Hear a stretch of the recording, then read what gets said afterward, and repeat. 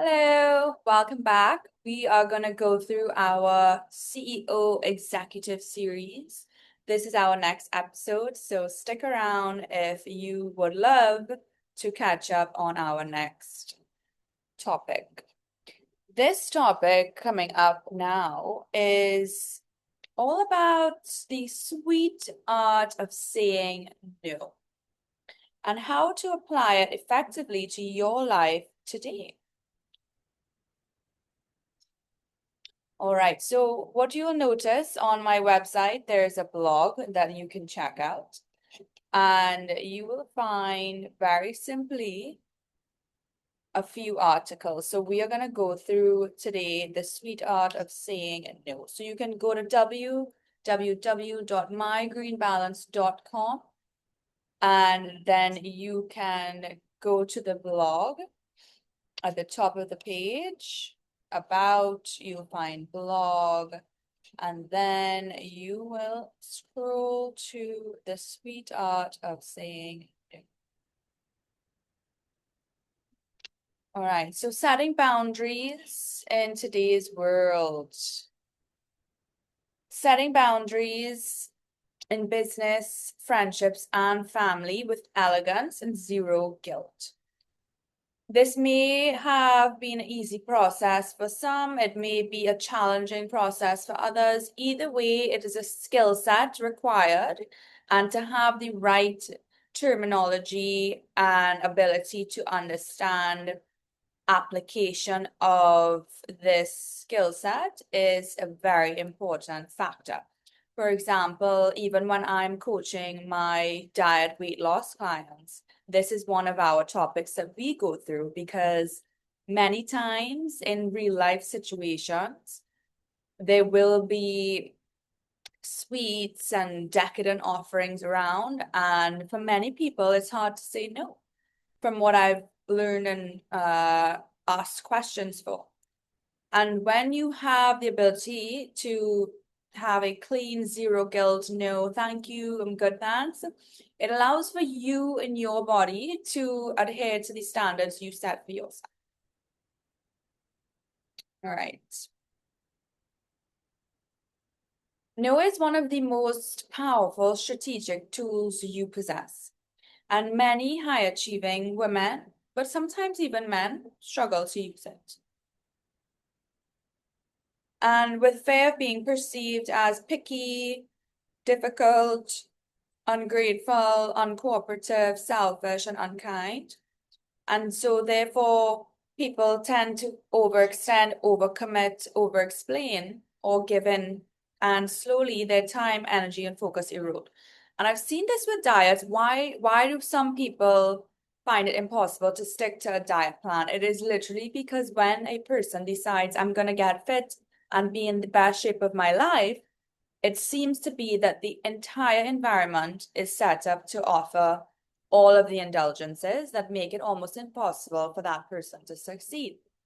And therefore, the diet fails, and then they go into the week again thinking, why can't I lose the weight? And it is simply some of these things. Many people go to events and gatherings and are offered decadences and don't have it in themselves to say no on the base factor that they think they're coming across as rude. Okay. And at the expense of not being able to fit into your clothes or potentially allowing the weight gain to go so far that it can lead to diabetes or high blood pressure or obesity. And there's the problem. Okay. Because I think what I will invite people to consider is that no is a healthy word, especially when it comes to each human's goals and what is tolerable and intolerable. Okay, so here's the truth. Every successful person has mastered selective access.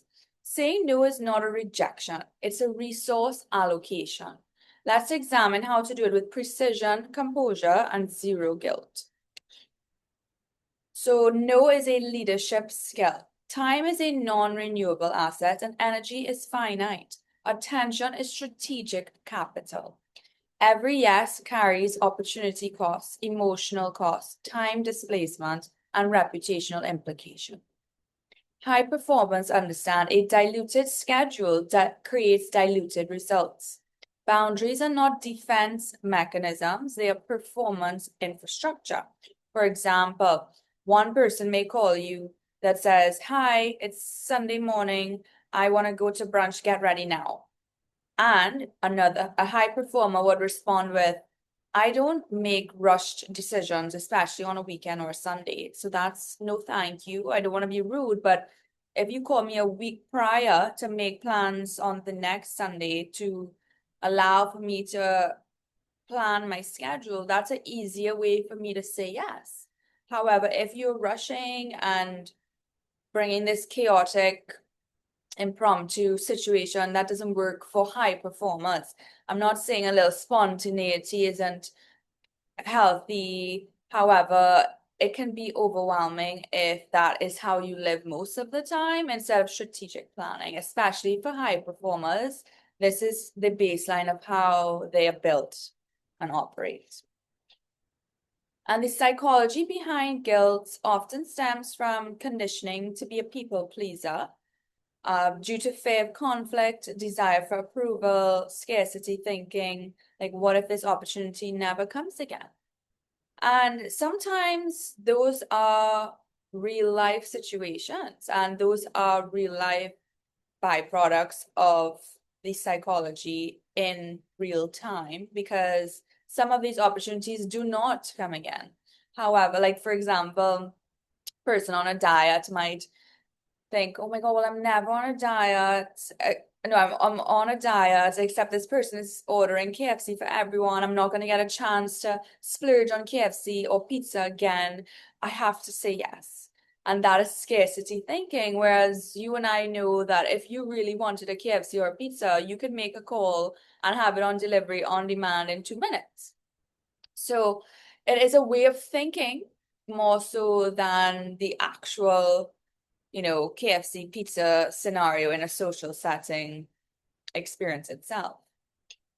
When guilt fades and clarity increases, you are clear on your priorities and saying no becomes neutral and natural.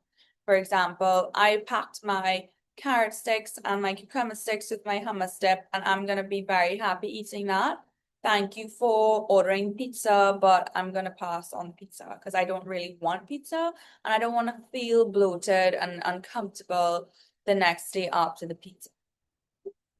And that is the reason why. You can explain it, you don't have to explain it, it's up to you. But at the same time, there's no guilt there because you're listening to what your body wants and what makes you feel good so that you are operating at your best. Because what's important is that when you step foot into the office to show up, to create results, to get your team to hit goals, you can't be feeling like a 4 out of 10 instead of a 10 out of 10. And that is kind of how we negotiate with those decisions time and time again. And therefore, the no's become a lot easier. So it's not emotional, it's not dramatic, it's not personal. It's just how alignment works. Especially if you're aligned with wanting to operate at 10 out of 10 majority of the time. Like if your bare minimum and your standards are, I want to operate at 10 out of 10, 90% of the time in my career and life, everything else seem like easy no's, because if it doesn't align, it's out. Doesn't align, out. Time and time again. However, if you have set a standard for yourself that you're comfortable operating at 6, 7, 8, 4 out of 10, then by all means, make decisions as you wish. It's your life, your body, okay? So there are 3 categories of no. Not all no's are equal, but mastering tone and context is key. Number 1, the strategic no in business. This is used when something does not align with your goals, positioning, or capacity, as similarly explained earlier. For example, thank you for thinking of me at this stage. I'm prioritizing projects that align with X, Y, and Z, so I'll need to decline on W, blah, blah, blah. And so there's no apology, no over explanation, no guilt, because this is clarity, and clarity signals confidence. When you know what you have to do and you know what you expect of yourself, it's easy to say no with a polite no thank you. This is not aligned, so that you have exactly what is aligned in that regard. Number two, the protective no. Use when requests drain energy or violate personal boundaries. And this is really good to have even a good circle of friends around you, because sometimes it is that extreme or intense where people ignore people's no's and boundaries, that you actually need a group of a team around you to kind of reiterate, no, this person said no, like this person said no, you have to accept that.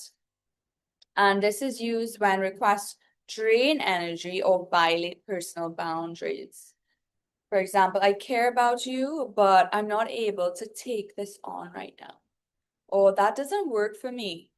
Or you do not have permission to communicate with me between the hours of 10 to 3 because I am working on projects. However, if you need to communicate with me, you can book in my schedule and I can have an opening for you on a Saturday or a Friday or a Sunday at these hours or times. And that is a healthy way to manage incoming requests, right? That's a boundary. And if people can't accept or appreciate or understand that, this does say you don't need a courtroom for defense for your boundaries, but sometimes you do, because it's almost like, do you have to take it to the place of having restraining orders in place for people who cannot comprehend or use comprehension skills to understand, these are the times that I wish to communicate. These are the times that I'm not available to communicate, because there's nothing worse than explaining to somebody in clear writing, these are the times when I'm not available, yet those are the only times when they come knocking at your door, right? That's not adding up. So sometimes we do need those protective friends to stand in front of us and say, look, no is no. Number three, the compassionate no from family. Family dynamics often trigger the deepest guilt. Use warmth without surrender. I love you, but I'm not able to commit to that. Or that's not something I can do, but I hope it goes beautifully. It's kind, it's firm, it's closed. There's no lingering ambiguity, right? And this could come in the sense of demands, requests. Can you drive me to this place? Can you pick this up for me? Can you show up here? Make sure you do this, do that, do this, do that. And let's say your human self is like, no, I am not doing that. Then you can witness if people are projecting guilt onto you from that position of wanting you to be in their control.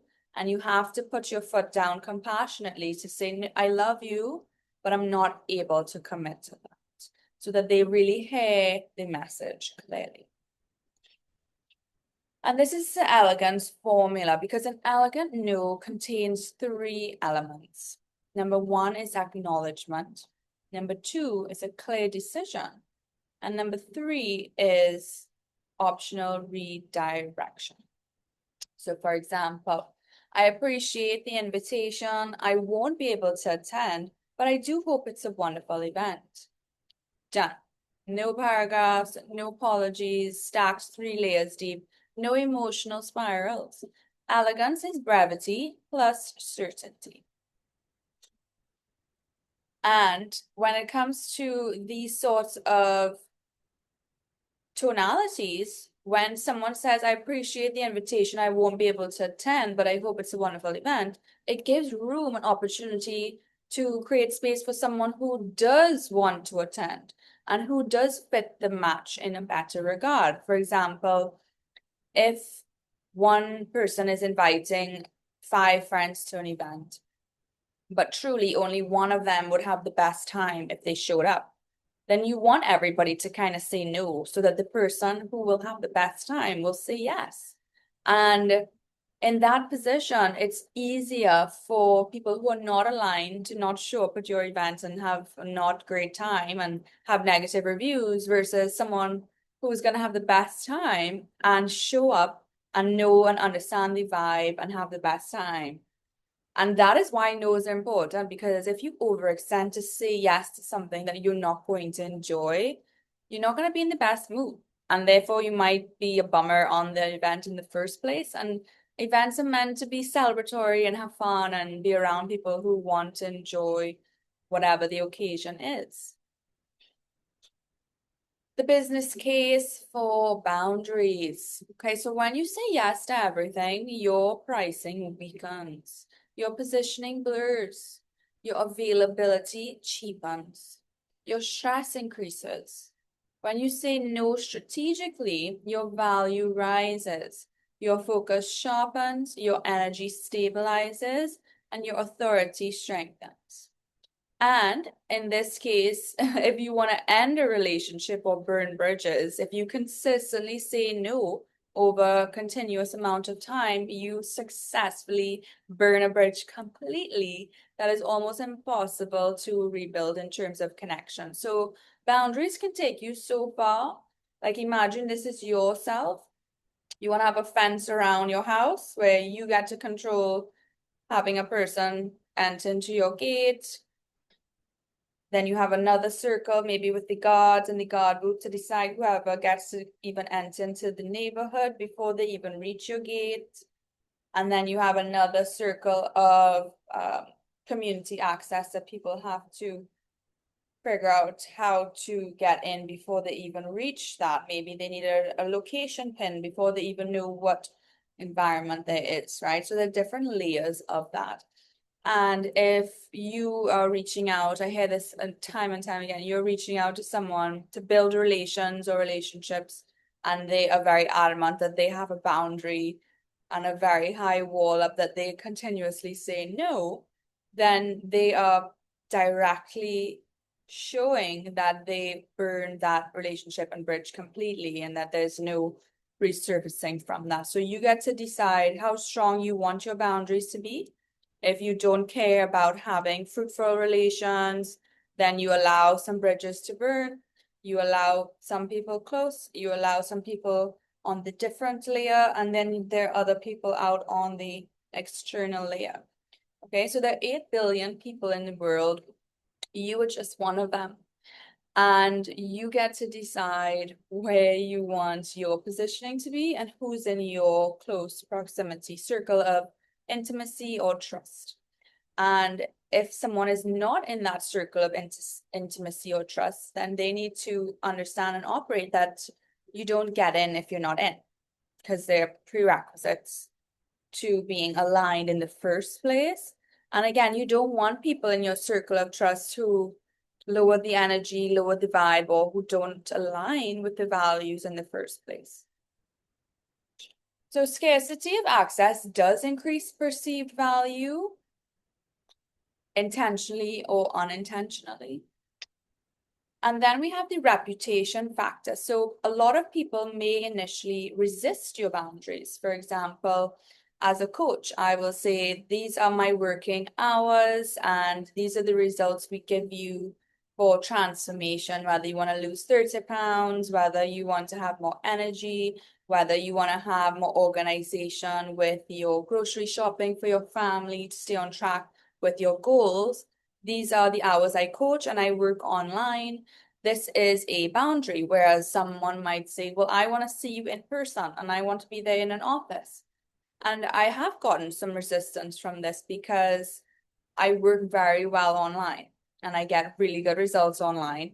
And there's a process that I follow step by step so that, before you even get a meal plan, you have to go through 4 steps in a process, a consultation process, before you even get a meal plan with recipes in the first place. So when clients come and they're like, I want a meal plan right away, I already know it's going to be a bit of a toggle because there's a process that just works that you have to go step by step strategically. And the client is coming to me, the expert, who has to strategically divulge information in a specific manner, and there cannot be a rushed access. And therefore, you notice that a person might say, well, this coach is being difficult, so I'm going to go to this other gym. And that is a reputation factor to consider. However, we have certain standards to adhere to, and that we will not budge on those standards. And over time, they respect them because they go to the other gym, they're not getting the results, and they say, well, okay, I'll try your process. So you have to allow for that sometimes. Those who do benefit from lack of boundaries might indeed withdraw, and this is data, not loss. With healthy ecosystems, we adapt, and exploitative ones exit. Both outcomes are beneficial. So we replace guilt here with ownership. Instead of thinking, I feel bad for saying no, reframe to, I am protecting my priorities. Or I'm choosing alignment. Or ownership eliminates apology. You're not rejecting a person, you're selecting consciously a path. And once you select that path may take you so far away that there is no coming back from that path to what you might have once known. Advanced boundary setting, no without words. Sometimes boundaries are behavioral, delayed responses instead of instant availability, limited meeting windows, no unpaid labor, clear office hours, controlled access to personal life. You teach people how to treat you through consistency. If you always accommodate, they will expect accommodation. If you say that I only communicate between these hours, then they will learn you only communicate between these hours. There's a cost too to not saying. The cost is usually burnout, deep-rooted resentments, decreased quality of experience, emotional fatigue, strategic stagnation, and this kind of people-pleasing behavior really does not end well with healthy relationships because what you notice is that the emotional fuel tank is severely depleted and it's almost never refilled by that person of, let's say, that expects you to say yes to every request. And that is a big cost of not saying no. And silence in the moment becomes frustration later because the resentment is often the byproduct of a boundary you never set.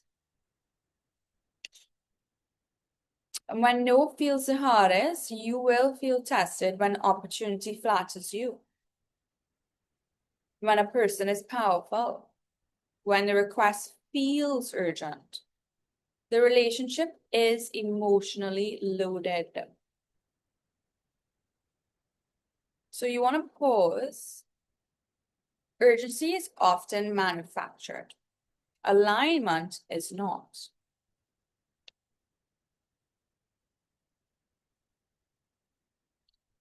When it comes to saying no, you know within yourself your boundaries as an executive. So even if you have very tight boundaries, again, it's your rules in your house. You're in control of the gate. So if you feel that you want to open up that gate once in a while for a specific reason, that's up to you. Maybe you do have a VIP guest that you are very happy to accommodate. And you're like, okay, yeah, sure. It's not that it's urgent, but it is important. And some experiences are indeed once in a lifetime opportunities. At the end of the day, if you adhere to a very strict boundary code 95% of the time, it's your life. You get to decide. You don't have to explain that to somebody. It's your boundaries, your rules. Okay. And when a request feels urgency, yes, it is manufactured, but sometimes, like, if you shop, if you know that there's a swimsuit in a shop that you know it will go like this, unless you urgently pick up your wallet and go and buy it, that is important because everybody wants the same product. So, yes, urgency is often manufactured, but sometimes if you are a professional shopper, you know you have to be in the right place at the right time and you need to move your body to get into the right position to make a purchase. Otherwise, you lose. You snooze, you lose. That's just basic shopping principles. So, alignment, sure, we can have that discussion. However, we all know how to shop. We all know when there's an item available and when the item is sold with that regard. So, I mean, you can say no to going shopping if you want, but if you really do need that swimsuit for the summer, you're going to be there to go and buy that new swimsuit. Otherwise, especially if it's a size that you're a unique size that will sell out, you will go. So that to me is not alignment. That is making sure you have your ducks in a row and you get to the place and you don't stick, you don't hesitate, you show up, you shop, you get your purchase and you get out of there. So there's a difference between alignment and a pace that's going way too slow for alignment's sake. People mix up alignment all the time with boundaries, and it's really about you needing to get ready for within yourself to be in the right shop to make the right purchase. Alignment is not really something I would say is the topic of conversation when it comes to boundaries. But if there's a deep feeling within yourself, you want to feel like, okay, is this aligned? Alignment is more like a feeling. For example, if you are wanting to buy an avocado and you're like, is this aligned? If that avocado is perfectly right and you're in the store and you're going to buy that avocado or not buy that avocado, but you feel for an avocado, that is alignment because you're there. Your body wants an avocado and the avocado is perfectly right. So you will buy that avocado. That is different to if you are, going out for drinks or you're going out for a walk and you end up in a restaurant after your walk to get a coconut water refreshment and you are deciding, should I stay for dinner or should I not stay for dinner? That is the boundary within yourself because first of all, do you feel to have a meal out with a view? Will you be dining alone? Will you be having guests? If somebody does want to ask you to have a drink to meet up after, would you consider that alignment? Or would you consider that again a boundary of you get to decide, do I want to eat alone or do I want to have someone sit at my table who might annoy me, who's extremely annoying and irritating, that would ruin my whole dinner if they were actually at my table, you know? So that's the difference between alignment and boundaries from my perspective, because sometimes eating alone has a more pleasurable experience than having someone at your table who is extremely annoying. And there's nothing worse than annoying people, I think. So, I mean, with those boundaries in place, when it comes to health and wellness and really connecting with your meal and enjoying the ambiance and an experience, sometimes having a table, energetically speaking, without a nuisance, someone might be chewing annoying or might order something that you think is disgusting or might have gross eating habits or might have the worst commentary or conversational skills in your presence. To me, those are some of my boundaries that I find almost intolerable to be at my table. I prefer when I'm having a meal, speak lovely, like life into my eating environment or do not sit at my table. Those are my boundaries, and I'm very clear on that because I do believe in those energetic principles, like when you water plants and you speak love and loving energy into the plants and into your water, it does change your molecular structure. So I know that when I'm having a meal, if we are not aligned in communication style, I will very happily send you off my table and also eat alone with a beautiful view and have no guilt about it.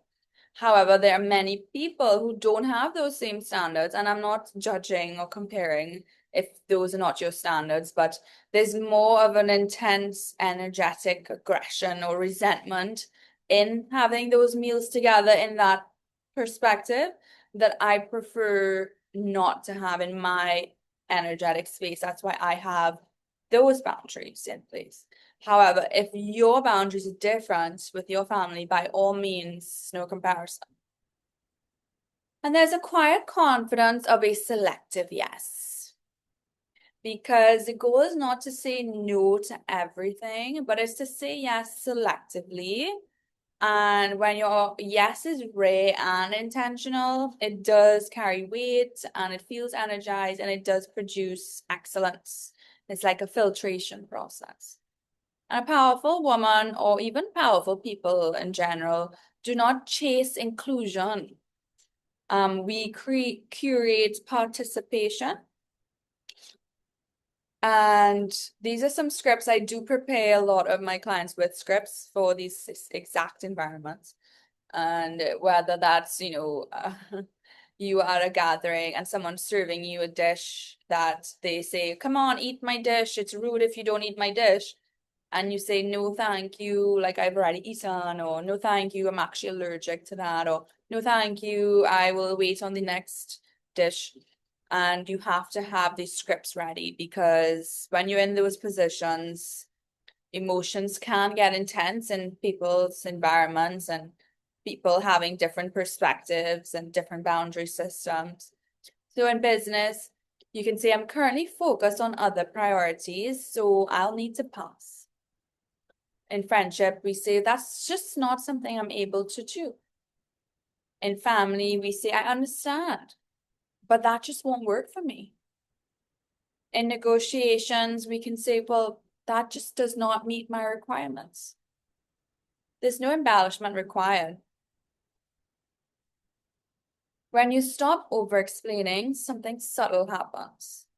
Your voice steadies, your posture changes, your decisions sharpen, and your calendar clears. You realize the world does not collapse when you say no. It recognizes. On final thought, boundaries are not walls, they are architecture. They define where your energy flows, who has access, what you build, how you grow. All right, my order is here. Hello, are you outside? Okay, I'll be down in 2. Thanks. It's about being calibrated, graceful, clear, unapologetic, because when your no is strong, your yes becomes powerful.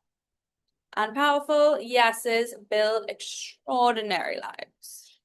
All right, until next time, thank you so much for joining me on our executive series. Boundaries are one of those things you really want to master the art of, because everybody talks about resentment in relationships, not realizing that sometimes they're the one building the resentment themselves. And it's not to do with someone else, it's to do with your own perspective of how you don't set the right boundaries.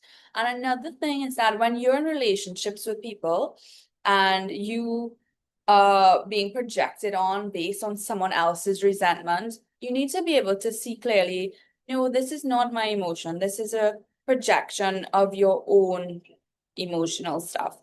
And to be able to communicate that clearly, because there's nothing worse than being put in a position where you're being projected on based on anybody else's emotional insecurities or inability to manage their emotions when you are in the clear of your boundaries, your systems, your steady positioning and growth.